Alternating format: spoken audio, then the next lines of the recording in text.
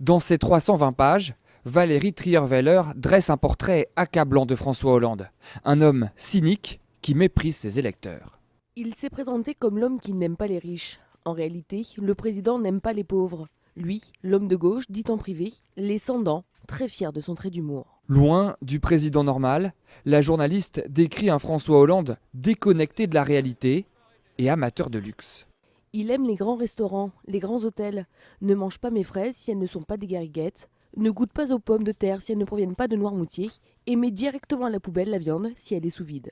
Le président, qui surnommait parfois son ex-compagne Cosette et se moquait de sa famille, les Massonneau, d'origine très modeste. Je me souviens d'un soir au sortir d'un repas de Noël passé chez ma mère. François Hollande se tourne vers moi avec un petit rire de mépris et me jette. Elle n'est quand même pas Jojo, la famille Massonneau. L'ex-première dame dépeint un François Hollande cassant, aux manières de goujat. Juste avant un dîner d'État, alors qu'il me complimente sur ma tenue, il me demande soudain. Ça te prend beaucoup de temps pour être aussi belle? Oui, un peu. En même temps, on ne te demande rien d'autre. Je crois qu'il plaisante, mais non, il est froid. Valérie Trierweiler revient aussi sur l'affaire Gaillet.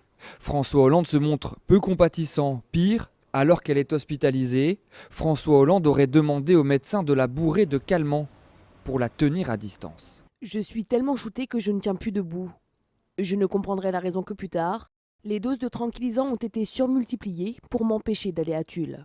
Tout au long du livre, la journaliste règle aussi ses comptes avec Ségolène Royal.